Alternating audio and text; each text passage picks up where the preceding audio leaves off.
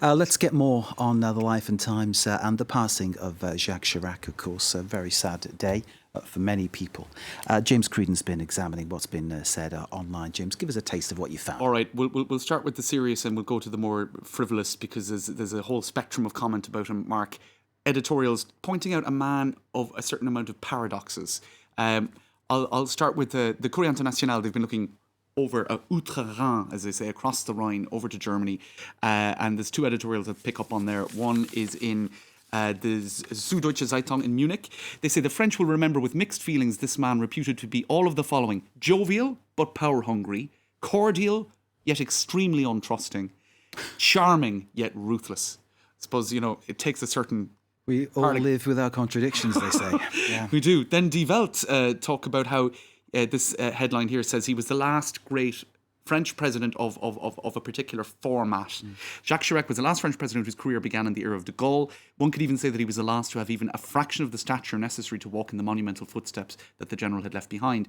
They go on. The article then goes on to say not very flattering things about Nicolas Sarkozy, François Hollande, and even Emmanuel Macron. I think many people are queuing up to do the same thing. Right, but the conclusion then is each has proven once in power that the presidential role, as conceived of by de Gaulle, is outmoded in today's world. So that was a role carved out and created by de Gaulle in 1958. I think what was possibly interesting as well, I mean, lots of things are interesting, clearly, but his recognition or forcing France to face up to its role in the Holocaust. I mean, he was the last French president with his own memories of World War II. That's right. I mean, clearly someone with a foot in the past who recognised why the past needed to be faced up to. 12 years, a lot happened in those 12 years. I think France's relationship with Africa under France Afrique, it did evolve, it did move somewhat.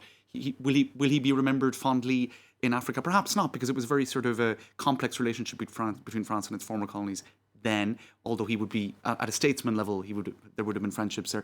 As you said, in Israel, he's remembered as well, for recognising for that, but also feted by the Arab world as well, for his recognition of them. It's interesting that he's managed to keep a hand in both camps. And I'll try to go through two more points quickly. He stood up to George W. Bush. That's another thing that he'll be remembered for. Clearly. 2003. And this is something that made Paris shine, and the Christopher Dickey of the Daily Beast is fetting. But there's all these things coming up from that era. Then, Mark, you can see this front page of the New York Post back when the Bushes came to Paris. Damsel in distress, Laura braves weasel kiss, and this was in the era, of course, of when French fries became freedom fries in the midst of the war. And anyway, that baisement, the very kind of panache, elegant sort of way of greeting a woman, very old-fashioned. There's even images of that doing the rounds as well. He's very much, I suppose, he was a man of his era, and you don't see French presidents giving that baisement so much anymore. Very quickly as well, there were blogs. He became a sort of a cult figure. Never forget that young Chirac had more swag than you, and indeed there's loads of images doing the rounds of Jacques Chirac as a kind of a cult figure, jumping the metro. That's almost the James Dean thing, the picture of him as a young man, wasn't it? That's right. And but right throughout his career, jumping the metro turnstile, that was impressive too. He had swag. There he is, downing the beer with Gerhard Schroeder. He didn't like wine. He liked beer, apparently. A Frenchman who didn't like wine. Interesting. Well, he was, I suppose, a man of many tastes and flavours. Now, there's, again, so much to say. Just to give you a sense of the appeal, the broad appeal, this is quite a famous Japanese, a traditional storyteller, one-man show comedian. His name is Shiraku. And Shiraku is actually, his stage name is inspired by Jacques Chirac. And he wrote a whole tribute today on Twitter explaining how 35 years ago his mentor gave him his stage name, Shiraku. He said, I just came back from Paris where I met a brilliant politician, Paris Mayor Jacques Chirac. I'm naming you after him. So this guy's mentor named him after Chirac. And, he said, if you're not famous in Japan someday, you'll at least be famous in France. So that's the kind of appeal he had. And then this is the National Tripe Foundation of France, Mark.